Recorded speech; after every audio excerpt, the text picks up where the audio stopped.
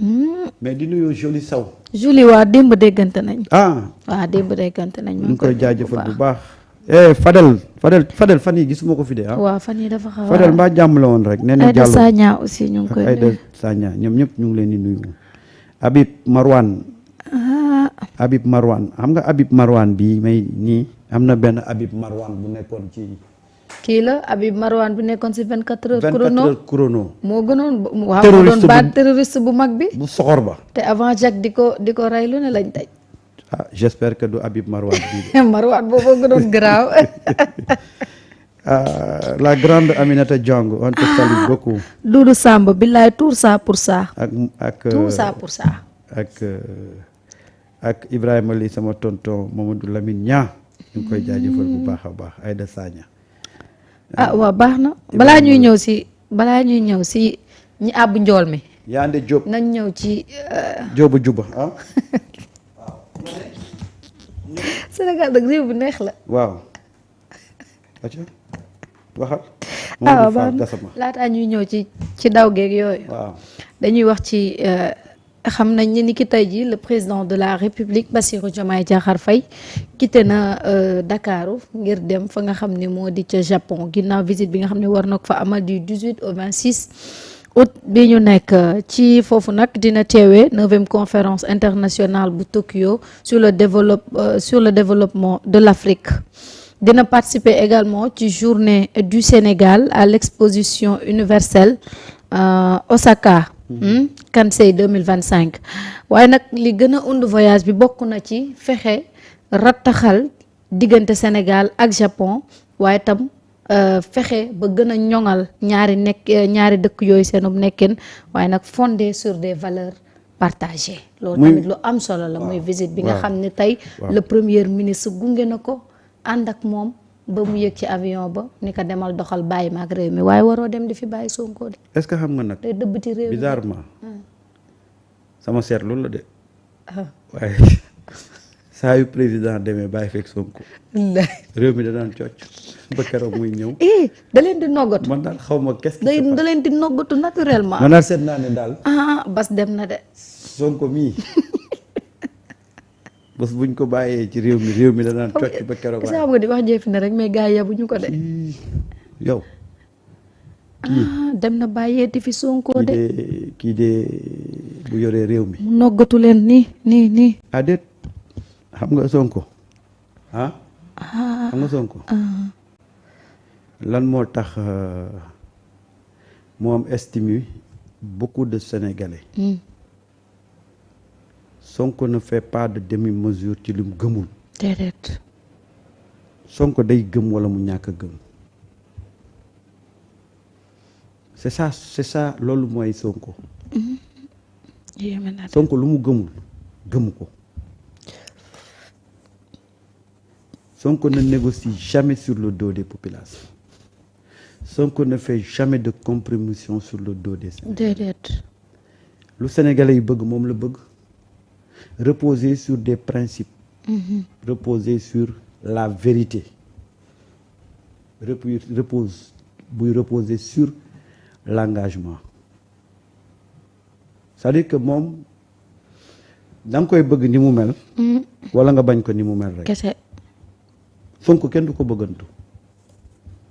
da nga koy bëgg wala nga bañ ko. boo jubee am ay valeur am ay principe. da nga koy bëgg. waaw. bu la leen taxee jóg nag. doo ko bëgg. mënoo ko bëgg. naa fekk du ko bëgg. waaw parce que moom amul ay layam yi quoi. c'est-à-dire am xamu ko. et c'est comme ça qu'il a fait depuis qu'il était bi mu nekkee ci opposition bi ba tey il s'est retrouvé nekk ci régime bi xanaa xamoon ne Sonko loolu moo ko sauvé ci lu bare. radicalité boobu mu am dans la vérité. parce que nit mun na radical te du am dëgg. dëgg la. mais dafa radical dans la vérité et cette radicalité là dans la vérité moo tax kenn amul woon fu mu ko jaar. kenn amul woon lu mu ko doon reprocher. tous les gens qui ont essayé à un certain moment donné de l'histoire politique di jéem a jouer avec les Sénégalais ils ont mordu la poussière. mais Sonko li mu fi nekk yëpp benn yoon la gisanteeg Macky Sall.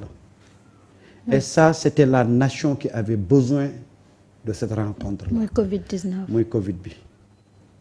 newoon na ko bu ñuy dajawaat. mooy bi ngay génn may dugg. day fekk ngay génn may dugg. te noonu la demee waate. gis nga Sénégal fi mu toll nii y a pas de demi-mesure. C'est pourquoi li mu am beneen politicien amu ko.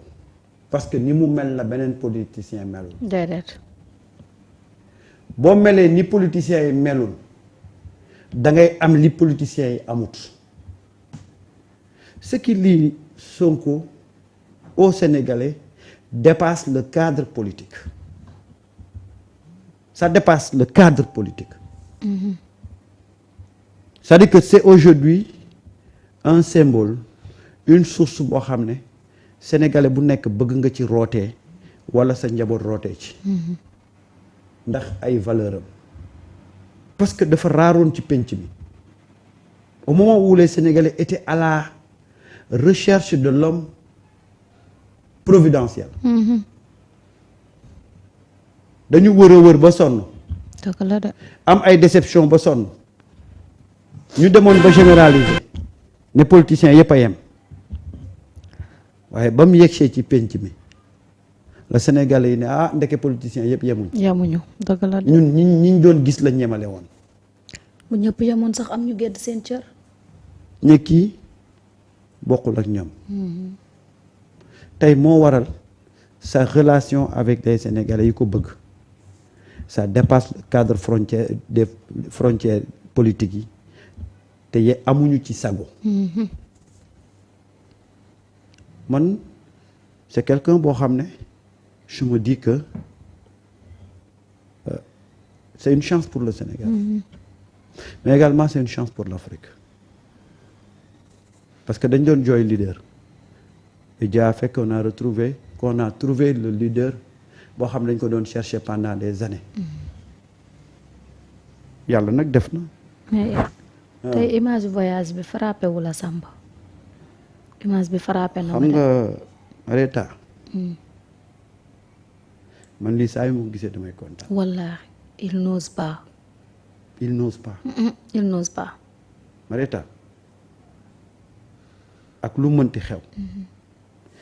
il n'ose pas et il n'osera pas. non non non non sañuñu ko. man duma ko sax bëgg xalaat. que ñaar ñi am problème. jamais. bëgguma ko sax xalaat. yàlla mooy boole.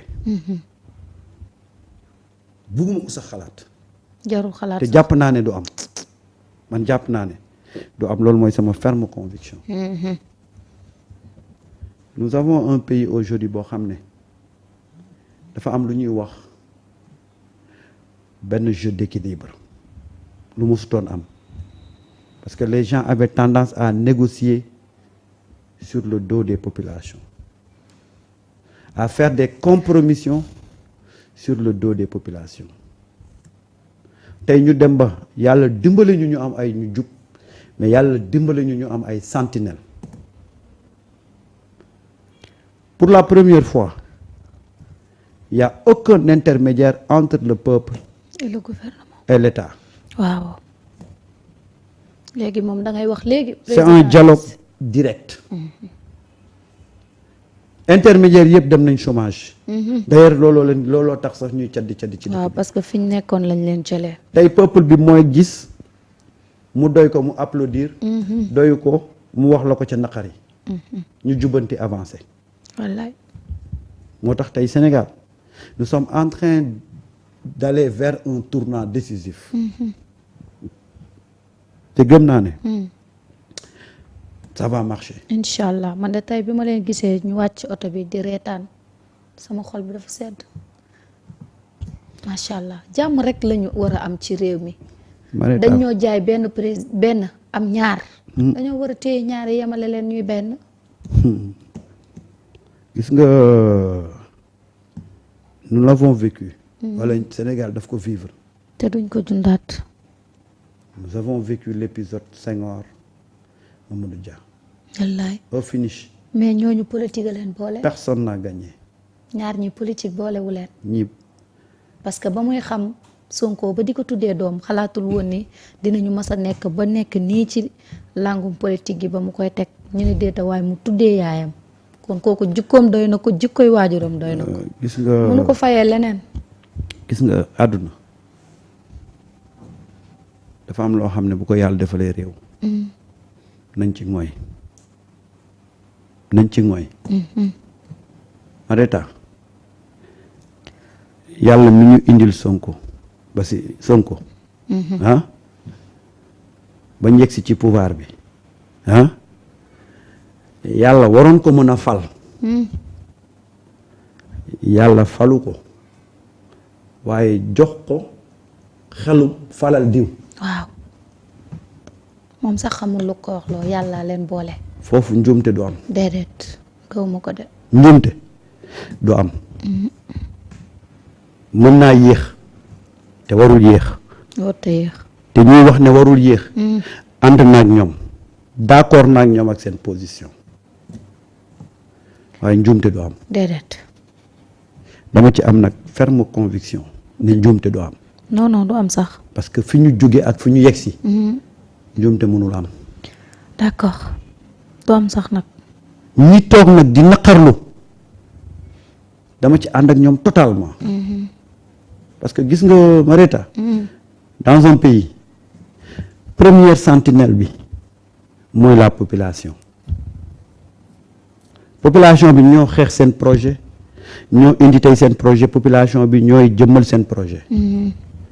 képp ku ko bëgg a wàcc population bi dafay am droit de regard ci projet bi di ko protéger. dëgg la de fi mu ne ma nii ne la moo tax ma ne la dañu dem ba ci kanam. tu verras mais boo ñëwee ci voyage bi. waaw partager leen nag parce que après waa ji daw ji daa mel ni kaj nañ ko de. ah eggaleel ci voyage bi ba pare. voyage bi. dañ naan la libellé bi rek libellé bi. ça te renseigne sur l'importance de ce voyage là ñu ne la dana bokk ci 9e conférence internationale de Tokyo sur le développement de l'Afrique. Mareta, développement de l'Afrique tey mooy la question qui est toute sur toutes les lèvres. Comment développer l'Afrique? À partir du Sénégal, nos autorités sont en train de tracer la voie mais doyul.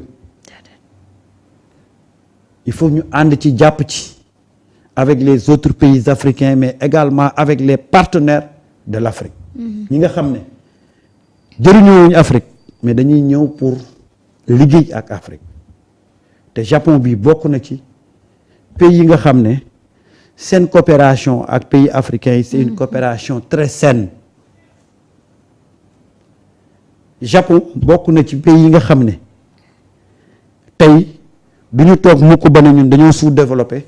Japon moo ñu ko teg parce que dafa am pays yoo xam ne Mareta di nga coopérer ak ñoom mais doo mës a gis ñoom ñu lay exploiter.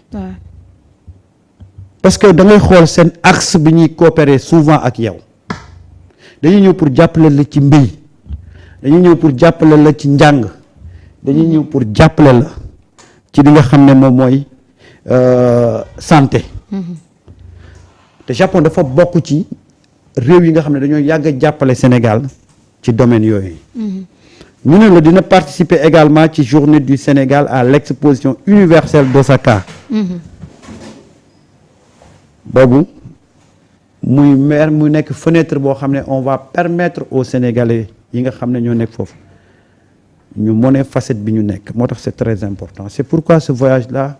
une fois encore c'est important pour l'Afrique c'est important pour le Sénégal mais c'est important pour les deux pays le Sénégal et le Japon pour que ñu ñoŋalaat seen coopération parce que suñu autorités yu bees yi dañoo ñëw pour jox beneen allure beneen orientation beneen dynamique coopération bi nga xam ne ñu ngi ko doon am ak yeneen réew bu ma ne la ñu ak Turquie depuis 1962 la ñu commencé di collaborer mais aujourd'hui fait le bilan de cette collaboration là peut-être que au cours de ces 3 dernières années la ñu ou 4-5 dernières années la ñu gis Turquie commencé di duggal loxoom ci yenn niveau yi mais tey bu ñu demee ba nga xam ne Turquie tey au-delà de commerce bi nga xam ne moom lañ doon wax fu ñu ne Turquie rek ñu ne fa la Sénégalais yi di jëndee bagage bu ñu demee tey ba Turquie di dugal loxoom ci wàllu agriculture ci wàllu énergie ak yeneen nga xam ne kon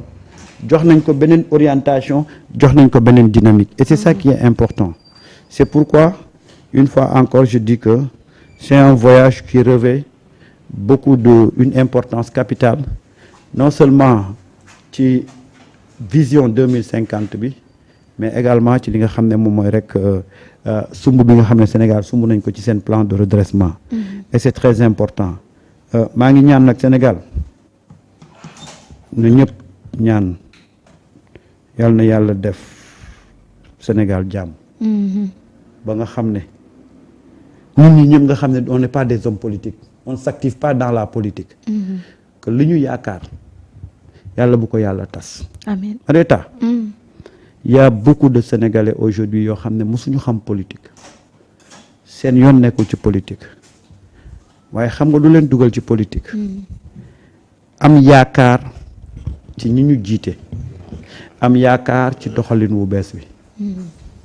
muy Sénégalais yi nekk ci biir réew mi muy Sénégalais yi nekk ci bitim réew man damay wax ak ay Sénégalais yu bari yu nekk ci biti réew xam nga lu ñuy ñaan.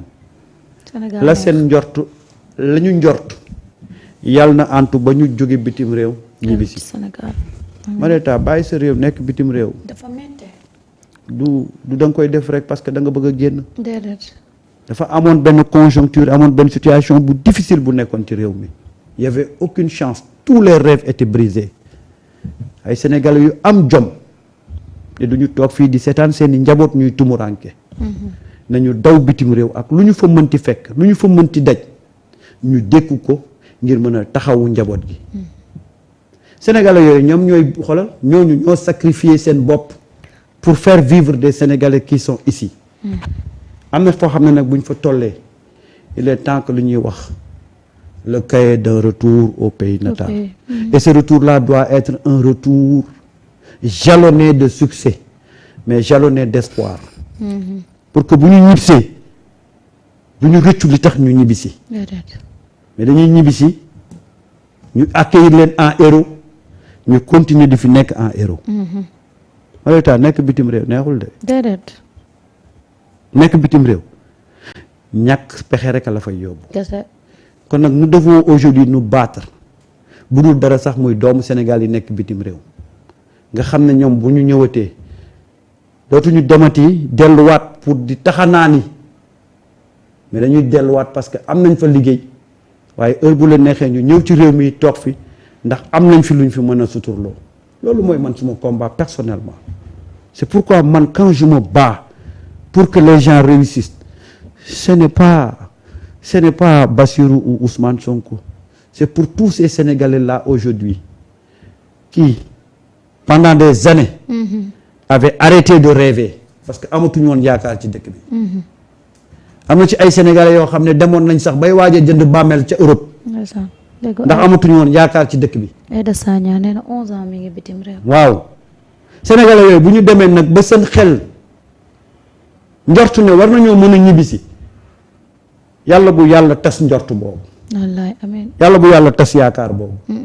man je me bats pour ces Sénégalais-là. Inch'Allah. que lu ñu yaakaar ba war a mën a préparer wu pour ñibbisi. yàlla bu ko yàlla tas. amiin amiin Samba amiin amiin. loolu moom yaakaar naa ne yàlla sax du tas yaakaar boobu.